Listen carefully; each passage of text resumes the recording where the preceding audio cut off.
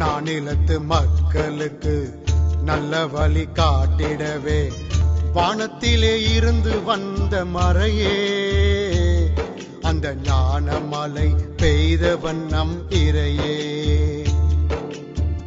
வானத்திலே இருந்து வந்த மறையே, அந்த ஞான மலை பெய்தவன் நம் இறையே. அந்த ஞான மலை பெய்தவன் நம் இறையே. அன்பானவர்களே, அஸ்ஸலாமு அலைக்கும். எல்லாம் அல்ல அல்லாவின் துணையை கொண்டும் அன்னலம் பெருமானார் ஸல்லல்லாஹு அலைஹி வஸல்லம் அவர்களின் துஆ பரக்கத்தோடும் மீண்டும் சந்திப்பதில் மிக்க மகிழ்ச்சி. அல்ஹம்துலில்லாஹ். பயன் தரக்கூடிய நிகழ்ச்சியாக நமக்கு அரிய பல தகவல்களை அளிக்க வருகிறார் மௌலானா மௌலவி அல்ஹாஜ் KM இல்யாஸ் ரியாஜி அவர்கள். கேட்பவைகளை கொண்டு அமல் செய்யக்கூடிய நல்ல சாலியான வாழ்க்கையினை உங்களுக்கும் எங்களுக்கும் எல்லாம் அல்ல அல்லாஹ் தர வேண்டும் என்ற துவாவோடு இன்றைய நிகழ்ச்சிக்கு செல்வோம். அஸ்ஸலாமு அலைக்கும் வரஹ்மத்துல்லாஹி வபரகாத்துஹு. அல்ஹம்துலில்லாஹி ரப்பில் ஆலமீன் வஸ்ஸலாத்து வஸ்ஸலாமு அலா சய்யிதில் முர்ஸலீன் வ அலா ஆலிஹி வ ஸஹ்பிஹி அஜ்மஈன். கண்ணியத்திற்குரிய பெரியோர்களே, அருமை சகோதரர்களே, அன்பு தாய்மார்களே, RSD நிறுவனம் வழங்குகின்ற திருக்குர்ஆன் தஃப்சீர் விரிவுரை நிகழ்ச்சியில் நாம் சூரா தாஹா என்கின்ற 20வது அத்தியாயத்தின் விளக்கங்களை நாம் அறிந்து வருகின்றோம். இதுவரை இந்த அத்தியாயத்தில் நாம் 71 வசனங்களுக்குரிய விளக்கங்களை பார்த்திருக்கின்றோம். இறைத்தூதர் மூசா நபி அவர்கள் ஃபிரௌனிடத்தில் தன்னுடைய தூது செய்தியை எடுத்துரைத்த போது ஃபிரௌன், அவனுடைய பரிவாரம் ஆகியோர் அவனை எப்படி அந்த இறைத்தூதர் மூசா நபி அவர்களுடைய தூது செய்தியை மறுத்தார்கள், அதை மறுப்பதற்கு எப்படியெல்லாம் அவர்கள் வழிகளையும் வாய்ப்புகளையும் தேடிக்கொண்டிருந்தார்கள் என்பதைத்தான் இந்த வசனங்கள் நமக்கு சொல்கின்றன. கடைசியாக ஃபிரௌன் மூசாவின் அற்புதங்கள் எல்லாம் வெறும் சூனியங்கள் என்று அந்த மக்களை நம்ப வைப்பதற்காக சூனியக்காரர்களையும் அழைத்திருந்தார். ஒரு பண்டிகை நாளில், ஒரு திருநாளில், மக்கள் கூடுகின்ற ஓர் இடத்தில் ஒரு முற்பகல் வேளையில் அந்த போட்டி நடந்தது. மூசா நபி அவர்களுடைய அற்புதங்கள் இறைவனால் அவர்களுக்கு வழங்கப்பட்டவையா அல்லது அவர்களுடைய சொந்த சூனியங்களா என்பதை மக்கள் பார்த்தறிய வேண்டும் என்பதற்காக வேண்டி மக்கள் திரட்டப்பட்டிருந்தார்கள். அப்போது இறைத்தூதர் மூசா நபி அவர்களுடைய கைத்தடி சூனியக்காரர்கள் உருவாக்கி காட்டியிருந்த அந்த சூனிய பாம்புகளை விழுங்கியதை பார்த்து அந்த சூனியக்காரர்கள் அனைவரும் இஸ்லாத்தை ஏற்றுக்கொண்டனர். இறைத்தூதர் மூசா நபி அவர்களுடைய இறைவனை நாங்கள் நம்புகிறோம் என்று சொல்லிவிட்டார்கள். இதை கேட்ட மாத்திரத்தில் ஃபிரௌனுக்கு கோபம் வந்தது. அவன் சொன்னான், நான் உங்களுக்கு அனுமதி வழங்கும் முன்னரே நீங்கள் எப்படி மூசாவின் கடவுளை நம்பலாம் என்று கேட்டான். அப்போது அவர்கள் என்ன மறுமொழி சொன்னார்கள் என்பதை அல்லாஹ் 72வது வசனத்திலிருந்து தொடங்கி சொல்லிக் கொண்டே வருகின்றான். பாருங்கள், வசனம் 72. காலு, அந்த மக்கள், அந்த முன்னாள் சூனியக்காரர்கள் சொன்னார்கள், லன் நுஸிரக அலா மா ஜாஅனா மினல் பய்யினாத்தி வல்லதி ஃபதரனா, எங்களை படைத்த இறைவனையும் அவன் எங்களுக்கு அனுப்பி வைத்து எங்களிடம் வந்து சேர்ந்திருக்கக்கூடிய தெள்ளத்தெளிவான சான்றுகளையும் விட நாங்கள் எப்படி உன்னை முதன்மைப்படுத்த முடியும்? அப்படியெல்லாம் நாங்கள் உன்னை முதன்மைப்படுத்த மாட்டோம். எங்களுக்கு முக்கியம் எதுவென்றால் எங்களை படைத்த இறைவன், அவன் எங்களை நோக்கி அனுப்பி வைத்திருக்கக்கூடிய தெள்ள தெளிவான சான்றுகள் இறைத்தூதர் மூசா நபி மூலமாக. இவற்றையெல்லாம் நாங்கள் கண்ணார கண்டதற்கு பிறகு, தெள்ள தெளிவாக ஒரு முற்பகல் வேளையில் கைதேர்ந்த சூனியக்காரர்களான நாங்கள் தோற்று போன பிறகு எங்களுக்கு எதிராக எங்களை தோற்கடித்த தத்துவம்தான் உண்மையானது என்று நாங்கள் நம்புவதற்கு இதுவே போதுமானது. இதற்கு மேலும் ஒரு பொய்க் கடவுளாக இருக்கக்கூடிய உன்னை நாங்கள் முதன்மைப்படுத்த மாட்டோம் அப்படியானால் நான் உங்களை மாறுகால் மாறுகை வாங்குவேன், உங்களை கொடூரமாக கொலை செய்வேன் என்று மிரட்டினான். அதற்கு அவர்கள் சொன்ன மறுமொழி என்னவென்றால், ஃபக்தி மா அன்த காவ், நீ என்ன வேண்டுமானாலும் முடிவு செய்து கொள். இன்னமா தக்லி ஹாதிஹில் ஹயாத்த துன்யா, நீ என்ன முடிவெடுத்தாலும் எங்களுடைய உலக வாழ்க்கையில் தானே உன்னுடைய முடிவை நீ செயல்படுத்த முடியும். எங்களுடைய மறுமையை வந்து தொந்தரவு செய்யக்கூடிய ஆற்றல் உனக்கு இல்லை அல்லவா என்று அப்போதும் சூனியக்காரர்கள் அந்த ஃபிரௌனுடைய பலவீனத்தை அவனிடத்தில் எடுத்துரைக்கின்றார்கள். இந்த உலக வாழ்க்கையில தான் நீ எங்களை தொந்தரவு செய்ய முடியும், அதிகபட்சம் போனால் எங்களுடைய உலக வாழ்க்கையை நீ முடிவுக்கு கொண்டு வர முடியும், அவ்வளவுதானே உன்னுடைய ஆற்றல். இதை தாண்டி உனக்கு என்ன ஆற்றல் இருக்கிறது, உனக்கு என்ன சக்தி இருக்கிறது என்று ஃபிரௌனிடத்திலே அவர்கள் தன்னுடைய எதிர்வாதத்தை வைக்கிறார்கள், ஃபிரௌனுடைய பலவீனத்தை எடுத்துரைப்பதன் மூலம். அதற்கடுத்து வசனம் 73, நாங்கள் இறை நம்பிக்கை கொண்டதற்கு, இறைவனை நம்பியதற்கு எங்களிடம் இருக்கக்கூடிய இரண்டாவது காரணம், முதல் காரணம் எங்களிடம் தெள்ள தெளிவான சான்றுகள் வந்துவிட்டன, அதை நாங்கள் நம்பிவிட்டோம், இதுக்கு மேலேயும் ஒன்னும் நாங்கள் முதன்மைப்படுத்த முடியாது. இரண்டாவது காரணம் சொல்கிறார்கள், வேறொரு கோணத்தில் தங்களுடைய சான்றுகளை எடுத்துரைக்கின்றார்கள். இன்னா ஆமன்னா பி ரப்பினா, நாங்கள் எங்களுடைய ரப்பை நம்பி ஏற்றுக்கொண்டோம். ஏன் நம்பி ஏற்றுக்கொண்டோம் என்றால், லியக்ஃபிர லனா ஹதாயானா வமா அக்ரஹத்தனா அலைஹி மினஸ் ஸஹர், எங்களுடைய பிழைகளை அந்த அல்லாஹ் மன்னிக்க வேண்டும் என்பதற்காக. நாங்கள் எவ்வளவோ கடந்த காலத்தில் தவறுகளை செய்திருக்கிறோம், இணை வைத்து வணங்கி இருக்கின்றோம், முன்னையெல்லாம் கடவுள் என்று நாங்கள் நம்பி இருக்கின்றோம், வேறு பல பாவமான காரியங்களை செய்திருக்கின்றோம். இதையெல்லாம் எங்களின் இறைவன் மன்னிக்க வேண்டுமானால் நாங்கள் அவனை நம்ப வேண்டும். எங்களுடைய பிழைகள் மன்னிக்கப்பட வேண்டும் என்று விரும்பினோம், அதனால் நம்பினோம். ஒன்று. அதற்கடுத்து இரண்டாவது, ஒமா அக்ரஹத்தனா அலைஹி மினஸ் ஸஹர், எங்களை சூனியம் வைக்க சொல்லி கட்டாயப்படுத்தினாய் அல்லவா, அந்த கட்டாயத்துக்கு கட்டுப்பட்டு நீ தரக்கூடிய பரிசுகளுக்கு ஆசைப்பட்டு அல்லது எங்களை நீ மிரட்டி பணிய வைத்ததற்கு கட்டுப்பட்டு நாங்கள் இந்த சூனியத்தை செய்தோம் அல்லவா, கண்கட்டு வித்தையை செய்தோம் அல்லவா, அதையும் இறைவன் எங்களுக்கு மன்னிக்க வேண்டும் என்பதற்காக நாங்கள் இறைவனை நம்பி ஏற்றுக்கொண்டிருக்கின்றோம். வல்லாஹு கைரும் வ அபகா, அல்லாஹுதான் சிறந்தவன், அவனே என்றும் நிலைத்தவன். சற்று முன் ஃபிரௌன் சொல்லியிருந்தார், ஐயுனா அஷத்து அதாபம் வ அபகா, நம்மிலே யார் பயங்கரமாக தண்டிப்பது, யாருடைய தண்டனை நிலைத்தது என்று நீங்கள் பார்க்கத்தானே போகிறீர்கள். உங்கள் இறைவன் உங்களுக்கு கொடுக்க போகிற தண்டனை பயங்கரமானதா அல்லது நான் கொடுக்க போகின்ற தண்டனை பயங்கரமானதா, யாருடைய தண்டனை நிலைத்தது நீடித்தது என்று பார்க்கத்தானே போகிறீர்கள் என்று ஃபிரௌன் சொன்ன அந்த மிரட்டலுக்கு மறுமொழியாகத்தான் இந்த வார்த்தையை சொல்கின்றார்கள்.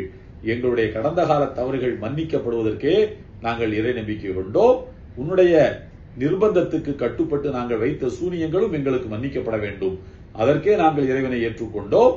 இறைவன் சிறந்தவன், இறைவன் நிலைத்தவன். எனவே அந்த சிறந்த, உன்னை போல கொடூரமானவன் அல்ல இறைவன், உன்னை போல முரட்டுத்தனமானவன் அல்ல எங்கள் இறைவன், உன்னை போல உலக வாழ்க்கையில் அழிந்து போய்விடக்கூடியவன் அல்ல, அவன் நிலைத்தவன், அவன் சிறந்தவன், நல்ல பண்பு இறைவனுக்கு உண்டு என்று இறைவனுடைய பெருமைகளையும் அவனுக்கு எடுத்துரைக்கின்றார்கள். இது வசனம் 73. வசனம் 74 சொல்கின்றார்கள், அடுத்த வேறொரு கோணத்தில் இன்னொரு காரணத்தை முன்வைக்கிறார்கள். என்னவென்றால், இன்னஹு மையத்தி ரப்பஹு முஜ்ரிமன் ஃபைன்னலஹு ஜஹன்னம், யார் தன் இறைவனிடத்தில் இறைவனை மறுத்து பாவம் செய்தவனாக இறைவனை சந்திக்க வருகின்றானோ ஃபைன்னலஹு ஜஹன்னம், அவனுக்கு நரகம்தான் கிடைக்கும். இதிலே மறைமுகமாக ஃபிரௌனுக்கும் ஒரு செய்தி இருக்கிறது. நீ இறைவனை மறுத்த நிலையில் இறைவனை சந்திக்க வந்தால் உனக்கும் நரகம்தான், நீ ஒன்னும் கடவுள் கிடையாது, உனக்கும் தண்டனை உண்டு என்பதை அதன் மூலமாக அவர்கள் மறைமுகமாக எடுத்துரைக்கிறார்கள். பாருங்கள் வசனம் 74, இன்னஹு மையத்தி ரப்பஹு, யார் தன்னை படைத்து பரிபாலிக்கக்கூடிய ரப்பிடத்திலே வருகின்றாரோ, முஜ்ரிமன் பாவம் செய்த நிலையில் வருகின்றாரோ, ஃபைனலஹு ஜஹன்னம், அவருக்கு நரகம் தான் கிடைக்கப் போகிறது. அந்த நரகம் எப்படிப்பட்டதென்றால் லா யமூது ஃபீஹா வலா யஹ்யா, அதிலே அவர் மரணமடையவும் மாட்டார், உயிரோடு இருக்கவும் மாட்டார். செத்து செத்து பிழைப்பார், பிழைத்து பிழைத்து சாகுவார். லா யமூது வலா யஹ்யா, மரணமடையவும் மாட்டார், உயிரோடு இருக்கவும் மாட்டார். அப்ப கொடுக்கக்கூடிய தண்டனை எப்படி இருக்கும் என்றால் மரண வேதனையாக இருக்கும். மரண வேதனையெல்லாம் செத்து போயிடுவாரா? அதற்கப்புறம் அந்த தண்டனையினுடைய வலியை அவரால் உணர முடியாதா என்று கேட்டால் மறுபடி உயிர் கொடுக்கப்படும், மறுபடி அவர் தண்டிக்கப்படுவார். இதெல்லாம் மாறி மாறி மாறி மாறி நடந்து கொண்டே இருக்கும். அப்படிப்பட்ட நரகத்துக்கு அவர் செல்லுவார். யார் இறைவனை மறுத்த நிலையில் பாவம் செய்தவராக இறைவனை சந்திக்கின்றாரோ அவர். இதுல யாரும் விதிவிலக்கெல்லாம் கொடுக்கப்படவில்லை, நீ உட்பட என்பது ஃபிரௌனை பார்த்தவர்கள் சொன்னது. வசனம் 75 பாருங்கள். وَمَنْ يَأْتِيهِ مُؤْمِنًا قَدْ عَمِلَ الصَّالِحَاتِ فَأُولَئِكَ لَهُمُ الدَّرَجَاتُ الْعُلَى, யார் அந்த இறைவனை சந்திக்க வருகின்ற போது இறை நம்பிக்கை கொண்டவனாகவும் நற்செயல்களை செய்தவனாகவும் வருகின்றாரோ அவருக்கு ஃபௌலாயிக லஹுமு தரஜாத்துல் உலா, அவர்களுக்கு உயர்ந்த பதவிகள் உண்டு. நேர் மாற்றமாக. ஆகையினால நீயும் இறைவனை நம்பி ஏற்றுக்கொண்டால் இந்த உலகத்தில் உனக்கு உயர்ந்த பதவிகளை கிடைத்திருப்பதை போல, உயர்ந்த பதவிகள் இறைவனால் தரப்பட்டிருப்பதை போல மறுமையிலும் உனக்கு உயர்ந்த பதவிகள் கிடைக்கும். இது எங்களுக்கு மட்டுமல்ல, இதுலயும் யாருக்கும் விதிவிலக்கு கிடையாது. அதான் உலகத்தில் அனுபவிச்சுட்டு உனக்கு மறுமையில கிடையாதுன்னு சொல்ல மாட்டான் இறைவன். இறைவனை நம்பி நீ ஏற்றுக்கொள் என்பதை இன்டைரக்டாக, நேரடியாக அவர்கள் சொல்லாவிட்டாலும் சுற்றி வளைத்து ஃபிரௌனுக்கு அந்த முன்னாள் சூனியக்காரர்கள் இந்நாள் மூமின்கள் எடுத்துரைக்கின்றார்கள்.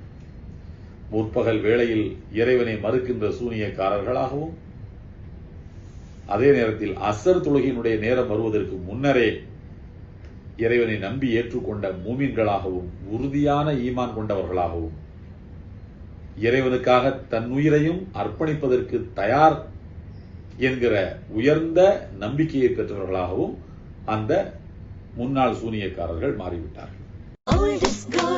என்பது நீங்கள் அறிந்த மொழி.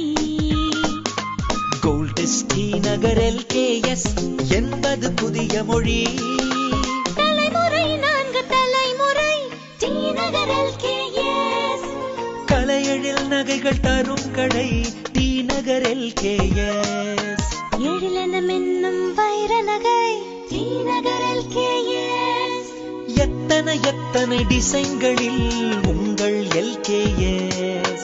தலைமுறைகள் போற்றும் பந்தம், தரம், நம்பிக்கை. T Nagar LKS gold house, Chennai. T Nagar LKS gold house. ಕನಾ ಜೆರಾಕ್ಸ್ ನಾವೇ MS colour xerox, ID card, visiting card, CD stickers, synthetic stickers, paper stickers, bit notice, designing, printing, திருமண அழைப்பு, இவை அனைத்தும் ஒரே இடத்தில் MS colour xerox. Cell number 9500000273, 94400746. சென்னையில் மிகப்பெரிய பரப்பளவு கொண்ட ஒரே மீன் அங்காடி JMH ரயீசல் ஹாரூன் மீன் அங்காடி. அனைத்து வகையான மீன் வகைகளும் ஒரே இடத்தில் மொத்தமாகவும் சில்லறையாகவும் வாங்கிட இன்றே வருகை தாருங்கள். JMH ரயீசல் ஹாரூன் மீன் அங்காடி. மிகப்பெரிய பரப்பளவிலான பார்க்கிங் வசதி கொண்ட மீன் அங்காடி JMH ரயீசல் ஹாரூன் மீன் அங்காடி, காவாங்கரை, சென்னை 66. உங்கள் இல்லத்து சுப நிகழ்ச்சிகளை மிக சிறப்பாக நடத்திட orchid resorts, Uthandi, ECR, Chennai. தொடர்புக்கு 9840033194.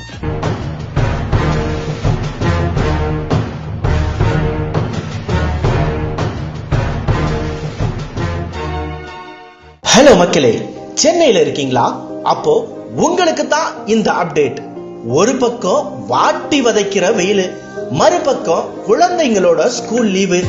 இந்த ரெண்டையும் எப்படி சமாளிக்க போறோம்னு யோசிக்கிறீங்களா? கவலைய விடுங்க, லீவுனாலே ஊட்டி கொடைக்கானல் தான் அப்படின்னு இல்லாம இந்த டைம் உங்களுக்காகவே ஃபேமிலியோட என்ஜாய் பண்ண ஒரு இடம் இருக்கு. வாங்க அது என்னன்னு சொல்றேன். உங்களுக்கு இது புது அனுபவமாவும் இருக்கும். அப்படி அந்த இடத்துல என்ன இருக்குன்னு நினைக்கிறீங்களா? மாசில்லாத இயற்கை சூழல்ல மன நிறைவான இடம், தண்ணீர்ல குதிக்க குளிக்க அழகான நீச்சல் குளம், cricket, tennis, carrom board, musical chair, தமிழர் பண்பாடான கயிறு இழுக்கும் போட்டி, உரியடிக்கும் போட்டி என அனைத்தும் உங்கள் குடும்பத்தோட விளையாடி மகிழ ஒரு பொழுதுபோக்கான இடம் தேடுறீங்களா? அப்ப நீங்க வர வேண்டிய இடம் நம்ம கிரீன் கார்டன். விதவிதமான உணவு தேவைக்கேற்ப எந்நேரமும் ஆர்டர் செய்யலாம். இதெல்லாம் எங்க இருக்குன்னு தெரியுங்களா? நம்ம சென்னை கல்பாக்கத்துல இருக்க கிரீன் கார்டன் தாங்க அது. கிரீன் கார்டனுக்கு வாங்க, குதூகலமா இருங்க, மன நிறைவா போங்க. உங்கள் தேவையே எங்களின் சேவை. மேலும் தொடர்புக்கு கிரீன் கார்டன் கல்பாக்கம், சென்னை. தொடர்புக்கு 7845995093.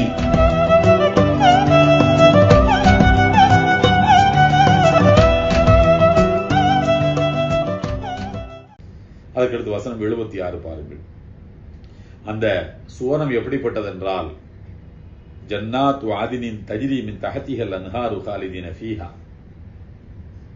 அந்த சொர்க்கம் என்றும் நிலையான சொர்க்கம், என்றும் நிலையான சொர்க்கம். தஜ்ரி மின் தஹ்திஹல் அன்ஹார், அதன் அடியில் அதனை சுற்றி நதிகள் ஓடிக்கொண்டிருக்கும். காலிதீன ஃபீஹா, அதிலே அவர்களும் என்றென்றும் இருப்பார்கள். சொர்க்கமும் நிலையானது, அதன் உள்ளே சென்றவர்களும் நிலைத்திருக்கக்கூடியவர்கள். அதனை சுற்றிலும் எப்படி எகிப்து நாட்டை சுற்றிலும் நைல் நதி ஓடிக்கொண்டிருக்கிறதோ, வளமான வற்றாத ஜீவ நதி ஓடிக்கொண்டிருக்கிறதோ, அதே போல சுவனத்திலும் இது போல நதிகள் ஓடிக்கொண்டிருக்கும். அந்த நைல் நதியும் இந்த உலகத்தின் செல்வமும், நீ கட்டி எழுப்பி வைத்திருக்கக்கூடிய மாட மாளிகைகளும், இதனுடைய உல்லாசமும் நிரந்தரமற்றவை, அழியக்கூடியவை. ஆனால் சொர்க்கத்தில் இறைவன் உனக்கு தரப்போகின்ற சொர்க்கம் நிரந்தரமானது, சுகங்கள் நிரந்தரமானவை. அதிலே நீயும் நிரந்தரமாக இருப்பாய். ஆனால் எந்த உலகத்தில் இறைவனை நீ மறுப்பாயானால் நீயும் அழிந்து போவாய், இந்த உலகமும் அழிந்து போகும் என்பதை ஃபிரௌனுக்கு இந்த சொர்க்கத்தை பற்றி ஒரு விளக்கத்தையும் எடுத்துரைக்கின்றார். நரகத்தை பத்தி எதுவும் சொல்லல. அதிலே ஜஹன்னம் கிடைக்கும். அந்த ஜஹன்னத்துல அந்த மனிதன் இறக்கவும் மாட்டான், உயிரோடு இருக்கவும் மாட்டான், செத்து செத்து பிழைப்பான் அல்லது பிழைத்து பிழைத்து சாவுவான். அதை மட்டும் சொல்லிட்டு சொர்க்கத்தை பற்றி சொல்லுகின்ற போது அதிலே மனிதனும் நிரந்தரமாக இருப்பான், சொர்க்கமும் நிரந்தரமாக இருக்கும் என்று இந்த சொர்க்கத்தை பற்றி விரித்துரைத்து விட்டு சொன்னார்கள்.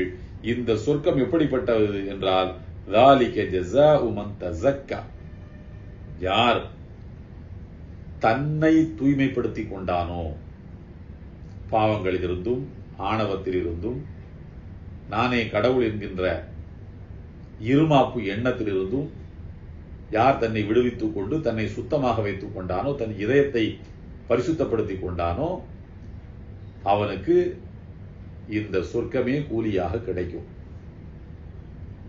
எனவே இப்படிப்பட்ட இந்த சூழ்நிலைகளின் காரணமாக நாங்கள் உன்னை மறுத்து மூசா நபியை நம்பி ஏற்றுக்கொண்டோம் என்று இப்படி பல ஆங்கிள்,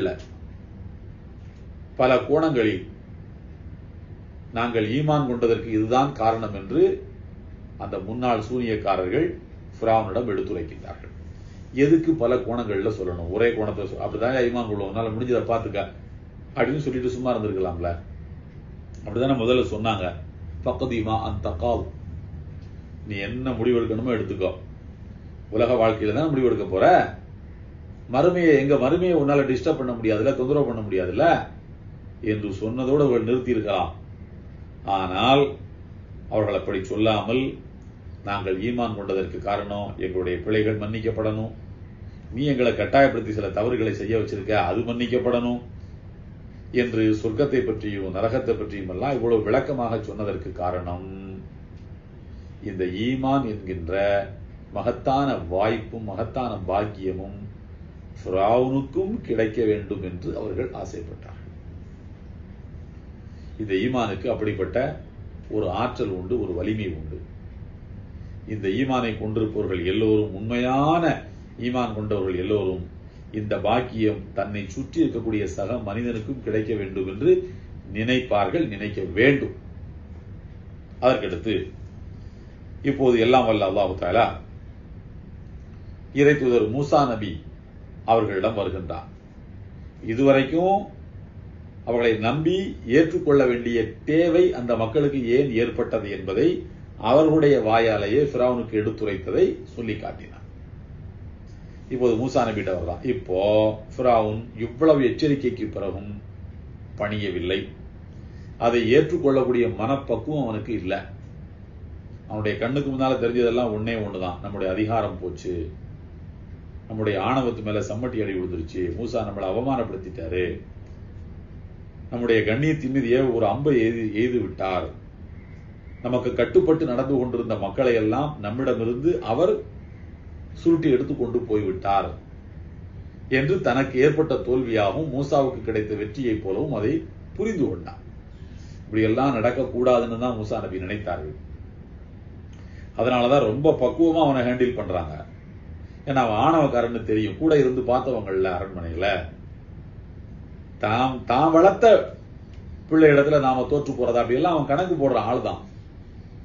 அதையெல்லாம் தெரிஞ்சுதான் மூசா நபி ரொம்ப பக்குவமாக அவனை ஹேண்டில் பண்ணாங்க. ஆனாலும் ஃபிரௌனுடைய ஆணவம் எல்லாவற்றையும் தாண்டி சத்தியத்தை, உண்மையை ஏற்றுக்கொள்ளக்கூடிய மனப்பக்குவத்தை அவனுக்கு தரவில்லை. அவனிடமிருந்து அந்த ஆணவம் பறித்து விட்டது. அதனால அல்லாஹ் என்ன செய்கின்றார் என்றால், இதற்கு மேலும் ஃபிரௌன் உங்களை விட்டு வைக்க மாட்டான். அவன் திருந்துற மாதிரி தெரியல. ஆகையினால் மூசா நபி அவர்களே, நீங்கள் இரவோடு இரவாக சூரியன் உதிப்பதற்கு முன்னரே, தஹஜ்ஜுத் நேரம் சுபுவுக்கு முன்னர் நீங்கள் கிளம்பி போய்விடுங்கள். இந்த ஊரை விட்டு உங்களை நம்பி ஏற்றுக்கொண்டவர்களை எல்லாம் கிளப்பி கொண்டு உங்களுக்கு வாக்களிக்கப்பட்ட புனித பூமியாக இருக்கக்கூடிய பாலஸ்தீனத்தை நோக்கி நீங்கள் கிளம்பி விடுங்கள் என்று அல்லாஹ் தஆலா அறிவிக்கின்றான். அப்படி அறிவிக்கின்ற போது அவன் சொன்னது என்னவென்றால், இந்த ரூட்ல போகாம இந்த ரூட்ல போங்கன்னு வேற ரூட்டை இறைவன் காட்டுகிறான். எதற்காக? வழக்கமாக பாலஸ்தீனத்துக்கு இவர்கள் செல்வது மதிய நகரத்தை கடந்துதான் பாலஸ்தீனத்துக்கு போகணும். அந்த ரூட்டு மூசா நபிக்கு தெரியும். ஏனென்றா இவர்கள் மதிய நகரத்திலிருந்து தான் உள்ள வந்திருக்காங்க. அப்படி உள்ள வரும்போதெல்லாம் கடல் கடந்தெல்லாம் வரல, தரை மார்க்கமாகத்தான் வந்தார்கள். அதே தரை மார்க்கமாக நீங்கள் செல்ல வேண்டாம், வேற ரூட்ல போங்கன்னு இறைவன் சொல்லுகிறான். வேற ரூட் என்ன ரூட்டுன்னா, கடல் இருக்கக்கூடிய வழியாக நீங்கள் செல்லுங்கள். அப்ப கடலை கடந்து எப்படி போறது? கப்பல் வேணும்ல. இறை தூதர் நூஹ் அலைஹிஸ்ஸலாம் செஞ்ச மாதிரி ஒரு கப்பல் வேணும்ல என்கிற கேள்வி இயல்பா வரும். அந்த கேள்விக்கு இறைவன் பதில் சொல்கிறான், நீங்க ஒன்னும் கவலைப்படாதீங்க, நீங்க போய்கிட்டே இருங்க, நான் உங்களுக்கு ரூட்டு காட்டுறேன்னு சொல்றான். என்ன நடக்க போகிறது என்பதை எல்லாம் வல்ல அல்லாஹ் முற்கூட்டியே இறை தூதர் மூசா நபி அவர்களுக்கு சொல்லிவிட்டான். ஏன் அந்த ரசூலுல்லாஹி ஸல்லல்லாஹு அலைஹி வஸல்லம் ஹிஜ்ரத்துக்கு செல்கின்ற போது மதீனாவுக்கு நேரடியாக இப்படி செல்வதற்கு பதிலாக எதிர் திசையில் தான் முதலில் பயணித்தார்கள். எதிர் திசையில் பயணித்ததற்கு காரணம், எதிரிகள் இவங்க மதீனாவுக்கு தான் போறாங்க என்பது எதிரிகளுக்கு தெரியும், போறாங்கன்னு தெரியும். ஏனென்றால் இதற்கு முன்னர் அவர்கள் தன்னுடைய தோழர்களை எல்லாம் மதீனாவுக்கு தான் அனுப்பி வச்சிருக்கிறாங்க. அப்ப வழக்கமாக போற மதீனாவுக்கு போற ரூட்ல போனா எதிரிகள் நம்மை சுற்றி வளைத்து விடுவார்கள் என்று தெரியும். அதனால் அவர்கள் எதிர் திசையில் பயணித்தார்கள். இறை தூதர் மூசா நபிக்கும் எல்லாம் வல்ல இறைவன் கூறுகிறான், நீங்கள் பாலஸ்தீனத்துக்கு போறதுக்கு இந்த மதியன் ரூட்டை பிடிச்சு அவங்களுக்கு தெரிஞ்ச ரூட்ல நீங்க போகாதீங்க, வேற ரூட்ல போங்க, ஃபிரௌனை திசை திருப்புவதற்காக. இறைவன் அதை எப்படி சொல்கிறான் பாருங்கள்.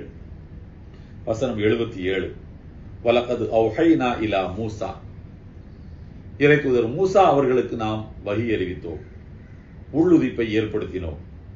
அன் அஸ்ரி பி இபாதி, என் அடியார்களை நீங்கள் இரவோடு அழைத்துச் செல்லுங்கள். அஸ்ரி என்று சொன்னாலே இரவுல கூட்டிட்டு போங்கன்னு தான் அர்த்தம். அன் அஸ்ரி பி இபாதி லைலன் இன்னக்கும் முத்தபஊன் என்றும் ஒரு வசனம் இருக்கிறது. நீங்கள் பின்தொடரப்படுவீர்கள், கண்காணிக்கப்பட்டு உங்களுக்கு பின்னால ஃபிரௌன் ஆட்களை அனுப்புவான். நீங்கள் பின்தொடரப்படுவீர்கள், கண்காணிக்கப்படுவீர்கள். ஆகையினால் நீங்கள் இரவோடு இரவாக கிளம்புங்கள், வேற திசையில போங்க என்று அல்லாஹ் சொல்லுகிறான். இறைத்தூதர் மூசா நபி கிளம்பினார்கள். எதிரிலே செங்கடல் இருக்கிறது. அல்லாஹ் கூறுகிறான், ஃபத்ரிபு லஹும் தரீகன் ஃபில் பஹரி யபஸா. அந்த மக்களுக்காக நீங்கள் ஒரு பாதையை கடலில் அடித்து உருவாக்குங்கள். உங்களுடைய கைத்தடியால் கடலில் அடியுங்கள், ஒரு பாதை பிறக்கும். அந்த பாதையில் நீங்கள் செல்லுங்கள். அந்த பாதை ஈரமான பாதை அல்ல, காஞ்சிருக்கும். தைரியமா கால வைங்க, அது வெறும் தரை என்று அல்லாஹ் கூறினான். அதே மாதிரி போனாங்க. செல்லக்கூடிய வழியிலேயே இஸ்ரேல் சமுதாயத்து மக்கள் ஃபிரௌனுடைய கொடுங்கோன்மையை பார்த்தவர்கள் அல்லவா, அவன் எப்படியெல்லாம் தொந்தரவு பண்ணுவான்னு தெரியும்ல. இறைத்தூதர் மூசா நபி அவர்கள் இரவு வேளையில் தன்னை நம்பி ஏற்றுக்கொண்ட அந்த சூனியக்காரர்கள், ஒடுக்கப்பட்ட இஸ்ரேல் சமுதாயத்து மக்கள் ஆகியோரை எல்லாம் அழைத்துக் கொண்டு புறப்பட்டு விட்டார்கள் என்கிற தகவல் ஃபிரௌனுக்கு கிடைக்கிறது. தன்னுடைய படை பரிவாரங்களை எல்லாம் அவன் அழைத்துக் கொண்டு இவர்களை துரத்தி கொண்டு வருகின்றான். அப்போது திரும்பி பார்த்தால் பெரும் படை, முன்னால கடல். இதை பார்க்கக்கூடிய இஸ்ரேல் சமுதாயத்து மக்களிலே சிலர் இறைத்தூதர் மூசா நபி இடத்திலே வந்து சொன்னார்களாம், இன்னால முதுரக்கும், நாம் மாட்டிக்கொண்டோம், நாம் பிடிக்கப்பட்டு விடுவோம் என்று சொன்னபோது இறைத்தூதர் மூசா நபிக்கு பின்னால என்ன நடக்க போகுதுன்னு அல்லாஹ் சொல்லி கொடுத்துட்டான். பின்னால என்ன நடக்க போது, ஒரு கடல் வருது, நீங்க கடல் அந்த ரூட்ல தான் போகணும், வேற ரூட் இருக்குது, அதுல போகக்கூடாது, இந்த ரூட்ல தான் போகணும். கடல் வரும். ஃபத்ரிபு லஹும் தரீகன் ஃபில் பஹர். அந்த கடலில் நீங்கள் அடித்து ஒரு பாதையை, காய்ந்த பாதையை உருவாக்குங்கள். லா தகாஃபு தர்கன் வலா தரகன் வலா தஹ்ஷா. பிடிக்கப்பட்டு விடுவோமோ என்று அஞ்சவும் வேண்டாம், கடலில் மூழ்கி விடுவோமோ என்று நீங்கள் பயப்படவும் வேண்டாம். ஹவுஃப் உங்களுக்கு வேண்டாம், பயமும் வேண்டாம், தஹ்ஷா அஞ்சவும் வேண்டாம். ரெண்டு இருக்கு. ஃபிரௌன்ட்ட மாட்டி கொடூரமான உயிர் பலிக்கு ஆளாக வேண்டுமே என்கிற அச்சம் உங்களுக்கு வேண்டாம், கடலில் மூழ்கி விடுவோம் என்கிற தயக்கமும் வேண்டாம். தைரியமா புறப்பட்டு போங்க, நான் பாத்துக்கிறேன்னு அல்லாஹ் சொல்லியிருக்கிறான். இது மூசா நபிக்கு தெரியும். அதனால மாட்டிக்கிடுவோம் அந்த மக்கள் கொடுத்த அந்த பயம், அச்சுறுத்தக்கூடிய சூழ்நிலை, இதெல்லாம் பார்த்து விட்டு சொன்னார்களாம், கல்லா இந்த மாய ரப்பி சேகதி, வாய மூடுங்க, என் இறைவன் என்னோடு இருக்கிறான், அவன் எனக்கு வழிகாட்டுவான். வழிகாட்டிட்டான்னு சொல்லல, வழிகாட்டுவான், பொறுங்க போவோம் என்று சொல்லிவிட்டு புறப்பட்டு போகின்றார்கள். இது வசனம் 77. அதன் பிறகு என்ன நடந்தது என்பதை அல்லாஹ் வசனம் 78 சொல்கின்றான். فَأَتْبَعَهُمْ فِرْعَوْنُ بِجُنُودِهِ فَغَشِيَهُمْ مِنَ الْيَمِّ مَا غَشِيَهُمْ. ஃபிரௌன் தன்னுடைய படையோடு அவர்களை பின்தொடர்ந்து சென்றான். அப்போது அவர்களை கடல் எப்படி மூட வேண்டுமோ அப்படி மூடிக்கொண்டது. எப்படி மூடினால் ஃபிரௌன் உன்னுடைய படையினரும் பரிவாரமும் அழிந்து போகுமோ அப்படி மொத்தமாக அவர்களை மூடிக்கொண்டது. ஃபிரௌன் அழிந்து போனான், அவனுடைய படையும் பரிவாரமும் அழிந்து போனது. ஃபிரௌன் மட்டும், அவனுடைய உடல் மட்டும் காப்பாற்றப்பட்டது என்பதையெல்லாம் வேறு அத்தியாயங்களில் எல்லாம் அல்ல இறைவன் சொல்லி காட்டுகிறான். இதற்கு அடுத்து வரக்கூடிய வசனங்களின் விளக்கங்களை வரக்கூடிய வாரங்களில் நாம் பார்க்கலாம். எல்லாம் அல்ல ஏக இறைவனுடைய அன்பும் அருளும் நம் அனைவர் மீதும் என்றும் நிலவட்டும்.